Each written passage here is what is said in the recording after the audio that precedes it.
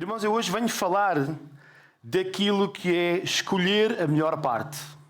Às vezes algo nos impede de escolher a melhor parte, seja as circunstâncias da vida, seja porque nós próprios, em termos práticos, temos a tendência para pensar a curto prazo. E muitas das vezes tomamos decisões só a pensar no curto prazo. É verdade que o amor tem de ser prático. Tem, obrigatoriamente, o amor, um relacionamento de amor, tem de ser muito prático. Mas hoje eu venho falar de escolher a melhor parte. E nós vamos perceber qual é a melhor parte. Vamos abrir as nossas Bíblias em Lucas 10.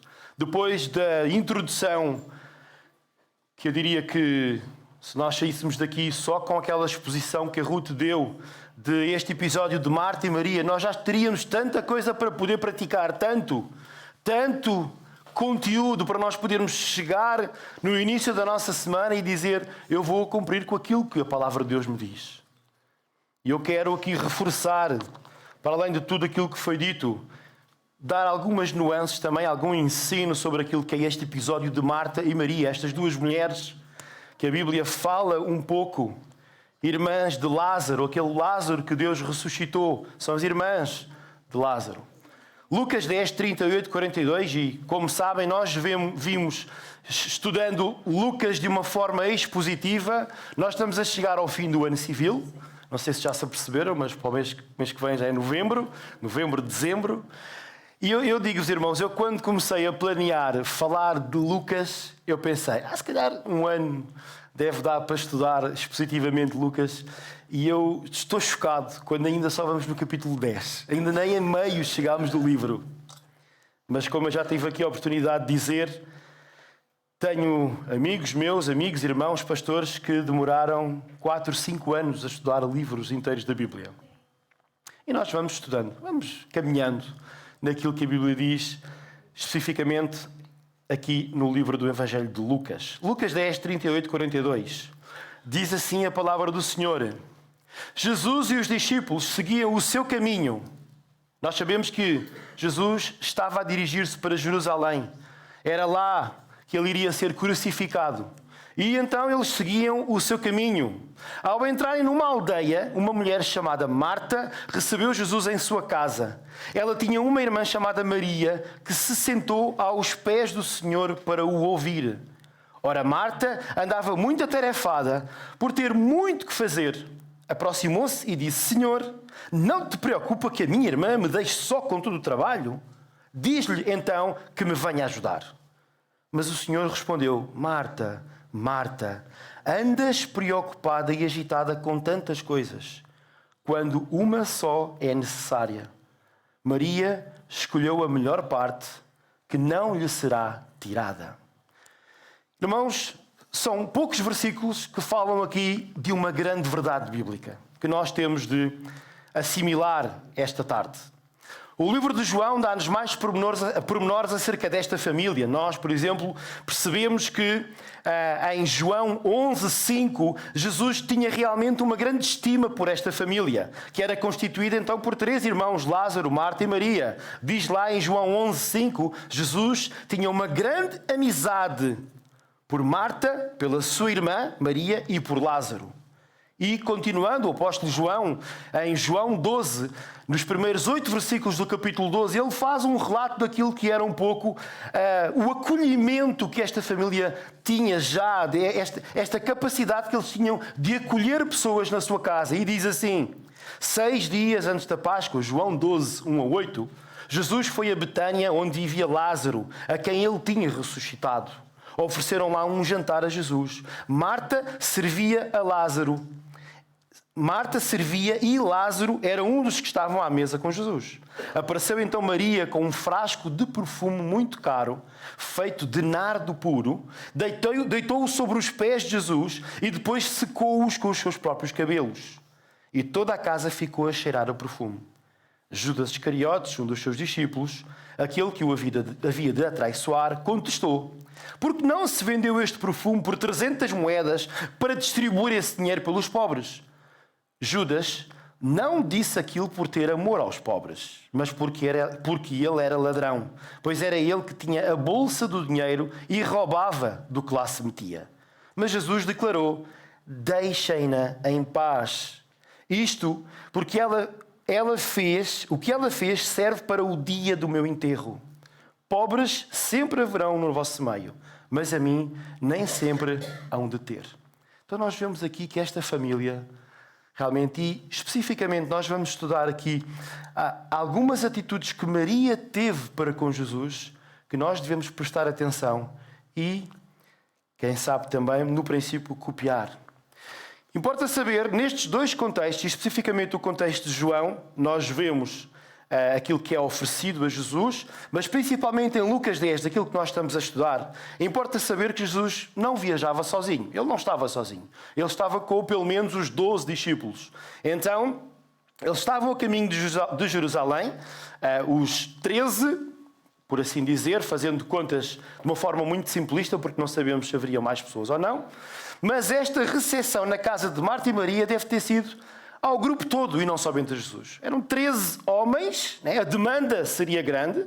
13 homens, tratava-se de um grupo. Homens adultos, provavelmente que comiam bem, estavam com fome. Né? Toda a dona de casa, todo o homem e a mulher que fazem a gestão de uma casa, percebem que receber 13 pessoas para uma refeição dá trabalho, ou não dá? Dá trabalho, não é? É normal. É normal, então, o sentimento de Marta quando ela estava atarefada. O facto de receber 13 homens, ainda por cima receber Jesus Cristo. Aquele que cura, aquele que a fama dele já ia por várias aldeias, vilas e cidades. Então, o trabalho de colocar aquela refeição sobre a mesa seria enorme. E Marta, com todo o seu esforço, se desdobra nesse serviço para que tudo corresse de uma forma perfeita. E é lícito, irmãos. É lícito. Quando há alguma coisa para fazer, nós temos de fazer. Não podemos deixar de fazer. Não acredito que Marta pudesse ter boa atitude de dizer: olha, Jesus, desculpa lá, vocês são 13, não tenho condições de te acolher. Não, ela abriu o seu coração e tentou também agradar e acolher aqueles 13 homens. Nós não podemos censurar Marta no que toca à atitude, à sua disponibilidade de servir. Quantos de nós nos identificamos com Marta? É preciso fazer? Vamos fazer. A acumulação de tarefas, seja no lar, seja no contexto de trabalho, seja até no contexto de igreja local. Há tarefas, é preciso fazer, temos de as fazer. O problema é quando isso nos traz ansiedade, nos traz stress. Esta palavra que é tão badalada nos dias de hoje. A demanda é grande. Tudo aquilo que há para fazer é muita coisa. E às vezes nós próprios assumimos mais do que aquilo que temos a capacidade para assumir. Nós vivemos num contexto, especialmente num contexto de trabalho, num contexto mesmo de igreja local, que parece que nós temos receio de dizer: não consigo. Vai muito além daquilo que eu estou preparado para fazer ou que tenho a capacidade para fazer. Nós às vezes pensamos que o ser espiritual é o fazer e mostrar serviço. É importante trabalhar. Seria muito importante Marta organizar as coisas para que Jesus e os seus discípulos tivessem aquela refeição. Mas, quando a demanda é grande, nós temos de ter a capacidade de filtrar aquilo que nos aparece à frente para trabalhar. Temos de ter sabedoria para que não possamos estar em contextos em que não conseguimos assumir, depois de ter dito que iríamos assumir, acabamos por faltar à palavra. Várias passagens da Bíblia nos motivam a nós podermos planear e, quando percebemos que está para além daquilo que nós já fazemos, é para além da nossa capacidade de gestão, de tempo, nós temos de aprender a dizer que não. Por exemplo, Lucas 14, que será uma outra passagem, pelas minhas contas, lá para o meio do ano que vem, Lucas 14, pela exposição, nós vamos abordar, diz assim: se algum de vós quiser construir uma torre, não começará primeiro por se sentar e fazer os cálculos do que vai gastar, para ver se tem possibilidade de acabar? Isto para que não aconteça que comece a construir essa torre e não possa acabar. Não faltará então quem faça troça dele e diga: este começou a construir, mas não conseguiu chegar ao fim. Este começou este projeto, mas não foi sábio, não interpretou bem aquilo que estava envolvido e acabou por não conseguir chegar ao fim desse projeto. E Lucas dá outro exemplo, diz: ou se um rei tiver que fazer guerra a outro rei, não vai começar primeiro por se sentar para pensar bem a ver se com 10.000 homens pode fazer frente a um exército de 20.000 que vem contra ele. Se ver que não, manda embaixadores a esse rei, que ainda está longe, e pergunta-lhe quais são as condições para fazerem paz. Mateus 5,37 diz: basta que digas sim quando for sim e não quando for não. Tudo o que vai além disso é obra do maligno. Irmãos, nós temos de aprender a dizer não. Não tenho capacidade. Não vou fazer. Não tenho tempo. A questão é como é que nós temos ocupado o nosso tempo. Para que nos falte tempo para assumirmos aquilo que é preciso assumir, que é a vontade do Senhor nós assumirmos, quando nós dizemos não tenho tempo, como é que nós temos ocupado o nosso tempo? Porque tempo nós temos. Estes versículos da Bíblia, de planear, de tentar perceber como é que está a nossa agenda, levam-nos a saber gerir bem aquilo que são os nossos recursos de tempo, sabendo que a demanda é grande. A demanda é grande, há sempre muita coisa para fazer. Nós temos de ser muito sábios na gestão do tempo. De qualquer recurso que temos, seja ele material ou algo que não seja palpável como o tempo. Nós podemos ter algumas dicas de gestão de tempo e eu acho que aqui é onde nós acabamos por errar. Porque tempo nós temos, nós estamos a gastá-lo mal. Algumas pesquisas que fiz de dicas para gerir o nosso tempo, dizia, primeira dica, não desperdice tempo com futilidades, com coisas fúteis. A Bíblia fala claramente que essas futilidades roubam o nosso tempo. Por exemplo, 2 Timóteo 2,16 diz: evita as conversas inúteis e profanas, pois os que se dão a isso prosseguem cada vez mais para a impiedade. 1 Pedro 1,18 diz: vocês foram redimidos da vossa maneira vazia de viver. Provérbios 12,11 diz: quem trabalha a sua terra terá fartura de alimento, mas quem vai atrás de fantasias não tem juízo. Irmãos, há muita coisa onde nós gastamos o nosso tempo que são coisas que não são úteis ao nosso crescimento espiritual. A Bíblia é clara de que aquilo que Deus mais quer é que nós cresçamos à estatura de Cristo. Quantas coisas eu gasto, o irmão gasta de tempo, este recurso precioso que Deus nos dá, em coisas que não nos levam a crescer espiritualmente, que não nos levam à edificação pessoal. Nós acabamos por gastar muito tempo e nós sabemos.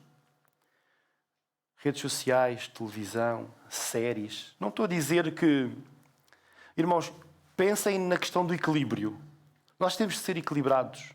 Só que dizermos que não temos tempo para preparar a refeição para receber o Senhor Jesus, sendo ilustração, não temos tempo para servir ao Senhor no sentido de aprender a dizer que não, quando gastamos em média 30, 40, 1 hora, 2 horas de volta de redes sociais. Nós temos tempo, nós temos é que saber aprender a gerir esse tempo. Então é mentira. É mentira. Obviamente, nós percebemos, quando alguém diz, pá, não, eu não tenho. Tudo bem, não, nota-se. Efetivamente, tu tens uma vida cheia, uma vida... Mas o irmão, antes de dizer que não, antes de saber assumir ou não esse compromisso, que é do reino de Deus, de igreja, pense quanto tempo eu gasto em ocasiões que não são produtivas para o meu crescimento espiritual. E aí depois, sim, se tiver a agenda cheia, diga, não posso assumir. Então nós não podemos dizer, não, eu não tenho tempo, quando na verdade eu tenho tempo, eu faço, é uma má gestão do meu tempo. Lá está, isso leva-nos à segunda dica, que é invista em atividades produtivas. Mateus 9, 35, 38 fala um pouco do resumo daquilo que era o ministério de Jesus na Terra. Jesus não gastava tempo a não ser em atividades produtivas. Ele percorria as cidades ensinando nas sinagogas, pregando o Evangelho, curando os enfermos. Sempre que Jesus agia naquilo que era o seu tempo, era em vista a edificação do próximo, o amor ao próximo. Uma atividade produtiva é aquela que me leva a mim ao crescimento, que leva ao crescimento do reino de Deus e o crescimento das pessoas com quem eu estou a lidar. Isso é uma atividade produtiva. Produtiva no sentido em que é produtiva para o reino de Deus. Vamos imaginar, não, mas eu gastei tempo num investimento que tem em vista os bens materiais. Se nós usarmos esses bens materiais, seja dinheiro, seja recursos, para o avanço do reino de Deus, ó glória! É produtivo. Tudo tem de redundar na glória de Deus e no crescimento do reino de Deus. Nós devemos ter em vista, a nos organizar o nosso tempo, ter em vista o nosso crescimento espiritual, o avanço do reino de Deus, a glória de Deus e o amor ao próximo, ajudar os outros a crescer. Investir em atividades produtivas. Depois, é importante que nós também possamos, outra dica é delegar. Tanta coisa, que acabamos por ficar assoberbados e tensos porque mantemos muitas coisas sobre aquilo que é o nosso domínio. É impossível nós agarrarmos o mundo com os braços, agarrar o mundo todo. Nós devemos delegar tarefas. Eu acho que é uma das coisas, e várias vezes falo isso com a minha esposa, é uma das coisas que nós andamos a falhar como pais. Nós delegamos poucas tarefas aos nossos filhos. Nós devemos delegar mais. Às vezes os pais passam tanto tempo de volta de tarefas que os filhos podiam já fazer. Que os vai ajudar na idade adulta a poder ter experiência. Está bem, Rodrigo? Este é o ensino que nós vemos quando Moisés aprendeu com Jetro, seu sogro. Moisés estava a ficar assoberbado com tanta coisa para fazer. E o seu sogro, na sabedoria, diz: olha, divide aí a malta e cria chefes por cada um para delegares trabalho. E Moisés, acredito que ficou muito mais aliviado naquilo que era a sua responsabilidade. Pensa, se alguém te dá a colocar um desafio e tu estás realmente cheio de trabalho. E irmãos, o cheio de trabalho, trabalho produtivo, trabalho que nos ajuda a crescer espiritualmente. É verdade, nós temos de trabalhar nas nossas carreiras profissionais, temos de ganhar o nosso sustento, é verdade, mas entre aquilo que é ganhar o sustento e querer enriquecer à custa do trabalho, cuidado. Porque aquilo que é enriquecer, nós temos de perceber bem se Deus nos está a chamar para que essa riqueza possa contribuir para o avanço do seu reino. Isso não é somente para o nosso ego, para encher o nosso ego, para ter uma boa vida nesta terra. Quando a boa vida que Deus promete é lá no céu. Deus promete isso. Pode acontecer que tu tenhas de trabalhar para ganhar o teu sustento e depois parou, já tens o sustento que é Deus que dá e todo o resto do tempo tu começas a enriquecer com riquezas espirituais. E riqueza espiritual não dá dinheiro, não é? Prático, não dá, pois não, mas juntas tesouro nos céus. Que é os tesouros nos céus que não são corrompidos por traça, por ferrugem. Então, mesmo na questão de trabalhar, nós temos que saber gerir bem o nosso tempo. E, se nós somos confrontados com tarefas, por que não delegar, pensar, eu tenho uma pessoa excelente que pode assumir essa tarefa que me estão a pedir para fazer.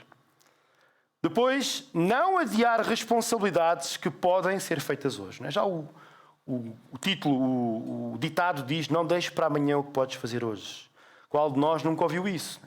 Mesmo em Provérbios 27:1 diz: não se gabe do dia da manhã, pois você não sabe o que este ou aquele dia poderá trazer. Não adies atividades que pode resolver logo, e isso vai ajudar a fazer uma boa gestão do tempo. Outra, cultive a pontualidade. Irmãos, um dos maiores defeitos apontados a alguém é a falta de pontualidade. Marca-se compromissos para uma determinada hora e à partida sabe-se que as pessoas só chegam 30, 40 minutos mais tarde. É comum dizer: vamos marcar para as 3. Não, mas a reunião começa às 2h30. Começa às 3h30. Não, a gente marca para as 3, que é para as pessoas chegarem e começarmos às 3h30. Nós devemos cultivar a pontualidade. Chegar depois do horário, quando foi comumente marcado, numa reunião, sinaliza que nós não estamos a dar a importância. Ou então temos muita coisa na nossa vida e nós temos que saber gerir bem o nosso tempo. A Bíblia fala de que nós devemos ser zelosos. Nunca lhes falta o zelo. Zelo, fazer as coisas de uma forma boa, correta, bem. E ser pontual faz parte do zelo. Aproveita as oportunidades. A palavra oportunidade deriva do latim porto. Muito interessante esta ideia. A ideia é fazer uma associação entre eventuais possibilidades e a imagem de um navio que aproveita o vento favorável para chegar a bom porto em segurança. Irmãos, há muitas oportunidades ao longo da vida que Deus nos dá para nós podermos aproveitar e Deus nos usar para o crescimento dos outros. É muito importante nós, na forma como nós fazemos a gestão do nosso tempo, que nós possamos dizer: isto é uma boa oportunidade para investir no reino de Deus, então eu vou agarrá-la, deixar o que está de lado, no sentido em que não é produtivo, e agarrar aquela oportunidade. Efésios 5, 15, 16 diz: tenham cuidado com a maneira como vocês vivem, que não seja como os insensatos, mas como os sábios, aproveitando ao máximo cada oportunidade, porque os dias são maus. E eu acredito que Paulo está a dizer que os dias são maus porque há tanta coisa que nos ocupa. Irmãos, nós somos uma geração que vive de uma forma que é bombardeada com entretenimento. Eu não estou a dizer que nós não temos que nos entreter. Temos as folgas, temos as férias. Mas de uma forma natural, quando nós passamos mais tempo de volta do entretenimento do que aquilo que são tarefas, responsabilidades produtivas para o nosso crescimento espiritual, nós temos que a prioridade invertida. Não estamos a fazer aquilo que é o melhor para nós. E, por fim, lista as suas prioridades. E é dentro desta que eu queria então ler o texto de Mateus 6,33, que diz: busquem, pois, em primeiro lugar o reino de Deus e a sua justiça. As Escrituras deixam claro que devemos ter prioridades de vida. E é necessário buscar em primeiro lugar aquilo que é o reino de Deus, as coisas ligadas ao reino.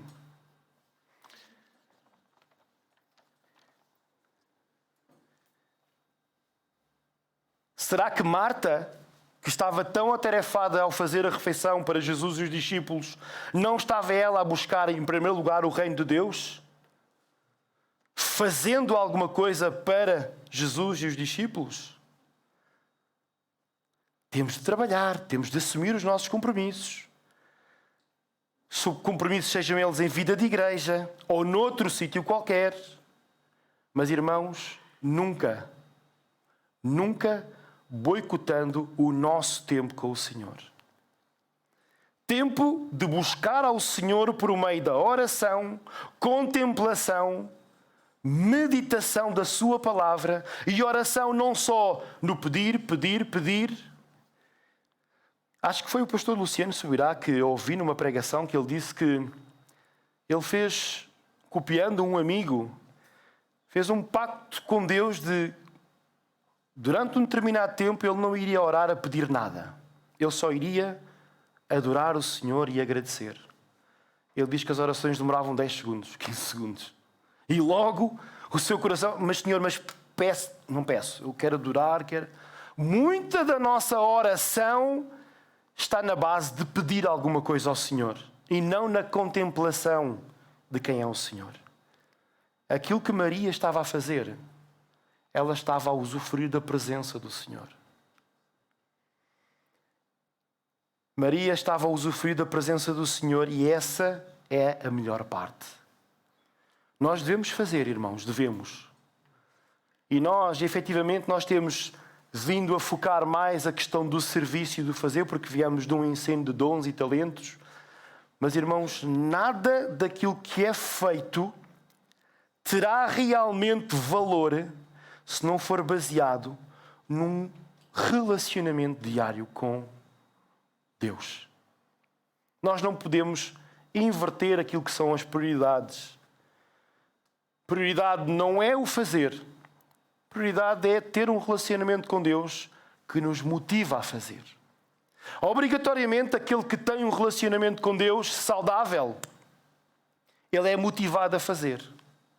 Mas aquele que não tendo um relacionamento com Deus apenas faz, mais tarde ou mais cedo ele vai desistir, ele vai entrar numa depressão, vai entrar num queixume, porque ele vai querer aquilo que é a recompensa humana. Warren Wiersbe escreveu: o que fazemos com Cristo é muito mais importante do que aquilo que fazemos para Cristo. Irmãos, que frase incrível! O que fazemos com Cristo, no nosso relacionamento com Cristo, é muito mais importante do que aquilo que fazemos para Cristo. No fundo, foi aquilo que Maria fez. Ela buscou a presença do Senhor em primeiro lugar. Na nossa vida cristã, o servir a Cristo jamais pode se tornar num substituto da intimidade de um relacionamento com Cristo. Marta colocou o trabalho para Cristo no lugar da comunhão com Cristo, enquanto que Maria buscou a melhor parte, que é a comunhão com Cristo, em detrimento do trabalho para Cristo. Mas a tarefa não tinha de ser feita. O almoço ou o jantar não teria de ser feito? Sim. Mas trabalhar para o Senhor sem ter um relacionamento com o Senhor é trabalhar na nossa força sem que isso produza o resultado desejado por Deus. Porque Deus, Jesus, era ou não era poderoso para fazer um milagre e a comida aparecer logo ali na mesa? Ele já tinha feito multiplicação de pães, de peixes, e Jesus, ok, Maria e Marta, o que é que nós temos para almoçar? E Marta e Maria diziam: olha, Senhor, nós estamos tão entusiasmadas com a tua presença que não nos lembrámos, não tivemos vagar tempo para isso. E Jesus, tudo bem. E Jesus dias. E aparecia ali o melhor vinho, o melhor peixe, o melhor pão. Aparecia.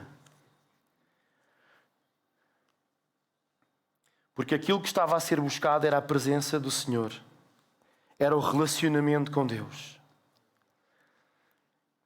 O ideal será, irmãos, tendo a atitude de Maria, isso levar-nos à ação de Marta. Isto é o ideal. Nunca pode ser o contrário. Tendo a ação de Marta, depois vamos buscar o... Isso é ao contrário, a atitude de Maria. O natural num relacionamento com Deus é a atitude de Maria de buscar o Senhor, nos motiva a levar a um comportamento de ação, de trabalho para a sua glória. Irmãos, eu queria contar uma história que se passou comigo quando eu estudava no Instituto Bíblico Português, no seminário. No meu primeiro ano, eu estava lá como interno, eu vivia lá. E as conversas, as leituras eram sobre Deus. Nós estávamos a estudar a palavra e era conversas sobre Deus. Estávamos constantemente a pensar em Deus, a ler sobre Deus. E no fundo, o meu dia a dia era marcado por conhecer mais de Deus. Mas aquilo que eu estava a notar na minha vida, no princípio de ter esta rotina, porque vivendo lá era estar concentradíssimo naquilo que se falava lá, eu comecei a reparar na minha vida que eu estava de uma forma mais natural a ficar um pouco mais afastado do coração de Deus. Eu pensava mais o mal, eu tinha, por vezes, comportamentos um pouco mais que não eram de acordo com aquilo que Deus esperava de mim. E eu comecei-me a perguntar, mas porquê? Porquê? A razão é porque o conhecimento acerca de Deus não substitui a intimidade com Deus. E na minha cabeça o facto de eu estar a aprender mais acerca de Deus, o que é que um dizia, o que é que o outro dizia, o que é que o outro, a interpretação que dava, e isso na minha cabeça eu fui substituindo, ok, eu não preciso de ler a Bíblia, já aprendi muita coisa hoje sobre Deus, eu não preciso de orar, eu estou sempre a pensar em Deus. E negligenciei, houve ali tempos em que eu estava a negligenciar o meu relacionamento com Deus, pensando que o saber mais acerca de Deus em termos cognitivos iria substituir a minha intimidade com o Senhor. E esse é um erro. Eu próprio, como pastor, estou constantemente, acordo a pensar na igreja, durmo a pensar na igreja, durante o dia estou sempre em pensamentos que têm a ver com o reino e com a igreja. Não posso jamais negligenciar o meu devocional, um tempo em que eu estou a orar, a derramar o meu coração diante de Deus, a ler a sua palavra de forma a que não seja só para comunicar, mas para eu próprio ser edificado, para crescer. Isso é relacionamento. No fundo era aquilo que Maria estava a fazer. Maria estava a contemplar Jesus. Nós, de uma forma natural, e foi isso que se passou comigo quando eu estava naquele tempo lá no Instituto Bíblico, nós somos, de uma forma natural, nós somos muito mais focados em fazer. E às vezes nós substituímos o fazer pelo aquilo que é o ser. Mas não podemos, irmãos. Nós temos de aumentar a nossa intimidade, temos que ser. Jesus tem de fazer parte de nós. Jesus tem de ser o centro da nossa vida, para que isso nos motive a fazer. Um outro exemplo foi quando, há um tempo atrás, nós estudámos o curso Alfa aqui, e o Nick Gumbel, o autor do curso Alfa, o preletor, ele dizia que no relacionamento que ele tinha com a esposa, ele poderia ler um livro que expressava como é que a esposa cozinha tão bem, como é que a esposa trata bem os filhos, como é que a esposa é tão boa dona de casa, como é que ela é tão amorosa. E ele dizia, o ler esse livro iria fazer com que eu pudesse conhecer alguma coisa sobre a minha esposa. Mas é completamente diferente quando ele estaria no casamento a relacionar-se com a esposa. E ele podia ver e podia usufruir da presença da esposa e de todas essas coisas que a esposa lhe poderia dar. Parece estar a falar da minha esposa. Relacionamento é bem diferente do que ler acerca ou ouvir falar de. Nós somos motivados a nos relacionarmos com Deus. Mas como é que isso acontece na prática? Parece que é algo abstrato. Não é abstrato quando nós temos uma prática diária de oração. Não é abstrato quando nós temos uma prática diária de meditação na Escritura. Não é abstrato quando nós queremos colocar nos nossos relacionamentos a pessoa de Cristo como evidência. Não é abstrato quando nós educamos a nossa mente sempre a nos fazer a questão: o que é que agrada a Jesus? O que é que Jesus faria no meu lugar?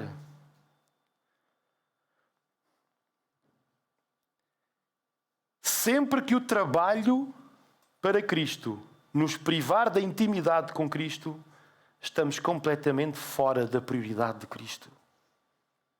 Sempre que o trabalho para Cristo nos privar da intimidade com Cristo, estamos fora daquilo que é a prioridade de Cristo para nós. Que à semelhança de Maria, saibamos no nosso dia-a-dia escolher a melhor parte, o relacionamento com Deus. Há um livro que é muito interessante, que eu penso que alguns de vocês já leram, que o título é Ocupado Demais para Deixar de Orar. É um livro que nos fala que quanto mais nós andamos ocupados, mais tempo nós precisamos de estar em oração. Parece um contrassenso. Espera aí, se eu tenho tanta coisa para fazer, como é que eu vou ainda ter tempo para orar? Exato, irmão, é mesmo isso. Tem muita coisa para fazer. Passe tempo em oração, muito mais tempo em oração. Irmãos, nós vamos entrar numa fase da vida da nossa igreja, da vida da maioria das pessoas, em que vai haver muita coisa para fazer. Nós vamos ter o transformador. O transformador pode ser um evento que nos pode focar mais naquilo que é preciso fazer do que buscar a intimidade com o Senhor. Nós temos de ser muito sábios. Já muitas pessoas estão com muitas responsabilidades, com muito trabalho naquilo que é o transformador. Que nós possamos nos ajudar uns aos outros e que nós possamos investir naquilo que é o nosso relacionamento com o Senhor. Nós não podemos descurar o relacionamento com o Senhor. Nós não podemos deixar de orar. Nós não podemos deixar de ter o nosso tempo devocional. Eu temo que se nós fizéssemos uma sondagem aqui na igreja e perguntar quanto tempo o irmão passa em oração por dia, quanto tempo o irmão passa aos pés de Jesus, a contemplar Jesus, que nós possamos vigiar nessa área, que nós possamos tirar tempo para investir no nosso relacionamento com Jesus. É preciso fazer, mas que o fazer seja fruto de um relacionamento de intimidade com Deus. Irmãos, Deus ele é tão poderoso para fazer o que quer que seja. Se nós priorizarmos aquilo que é prioridade para Ele, Deus vai nos capacitar a fazer. Se identificas na tua vida que tens estado muito mais focado no fazer e não no relacionamento com Deus, é hora de acertar contas com Deus.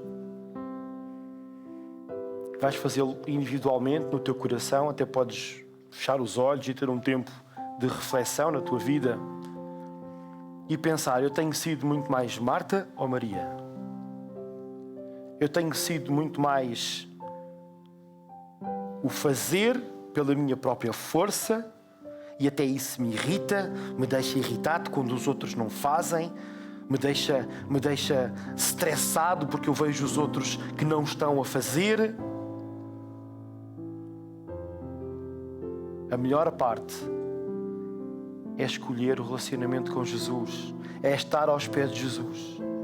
Vejam, Maria, ela, no episódio de João, ela dá dos seus recursos, ela tinha um perfume e ela como que um ato profético, ela parte aquele perfume, ela lava aos pés de Jesus, limpa com os seus cabelos, que ele iria servir, anunciando aquilo que era o grande evento do ministério de Jesus, a crucificação.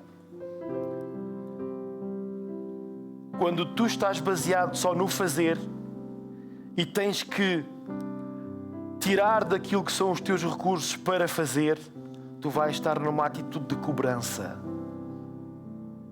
Mas quando tu privilegias o Senhor da obra, quando és chamado a fazer e a dar dos teus recursos, tu sabes para quem estás a fazer. Tu sabes para quem estás a dar os teus recursos. É aquele que é o Senhor dos milagres, aquele que poderia encontrar ali uma refeição logo ali.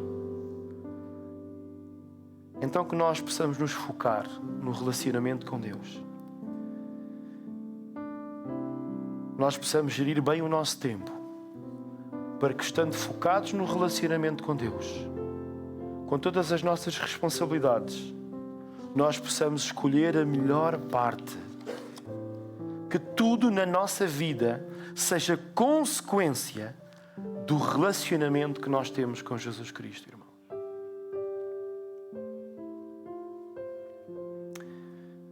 Senhor, muito obrigado porque Tu és um Deus que cuida de nós. Nós estamos muito gratos porque Tu investes em nós de uma forma, Senhor, que é incrível. É incrível a forma como Tu investes em nós, Senhor. Nós que muitas das vezes andamos completamente fora daquilo que é aquilo que Tu tens para nós, Senhor. Nós andamos tão distraídos, andamos tão atarefados, tão estressados com as tarefas desta vida, Senhor. Andamos muitas das vezes a correr atrás do vento. E Tu ainda continuas de braços abertos à nossa espera, para que nos possas dar um abraço e dizer: calma, existe um caminho melhor. Foca-te em mim. Foca-te num relacionamento comigo, e tudo o resto será consequência disso. Nós precisamos escolher a melhor parte, Senhor, e a melhor parte é colocar-te em primeiro lugar. Colocar-te em primeiro lugar. Entregamos, Senhor, todas estas pessoas que estão aqui, Senhor. Tu conheces o coração de cada uma. Tu conheces as lutas de cada uma.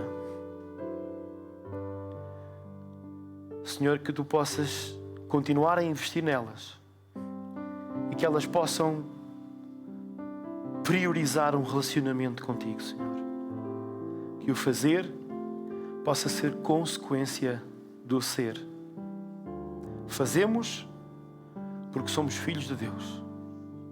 E livra-nos da ideia de que é por meio do fazer que vamos alcançar essa identidade, Senhor. Essa identidade foi ganha por Ti na cruz. Todo aquele que confessar o nome de Jesus como seu Senhor e Salvador tem uma nova identidade que nos é dada pela graça, Senhor. Então, que no dia a dia nós possamos viver como filhos de Deus, sabendo que ser filho de Deus é fazer coisas para Deus. Mas nunca o contrário, Senhor. Que fazendo coisas para Deus, nós vamos alcançar essa identidade. Liberta-nos, Senhor, de pensamentos religiosos, de pensamentos que nos levam a andar focados naquilo que é fazer pela nossa força. E que seja, Senhor, a Tua glória, Senhor, a ser manifestada com as Tuas obras no nosso meio, Senhor. Obrigado por tudo o que tens feito por nós, em nome de Jesus. Amém, Senhor. Possamos refletir nisto, irmãos, e que, começando pela atitude de Maria, possamos ter a prática de Marta. Amém? Boa semana, que o Senhor os possa abençoar grandemente.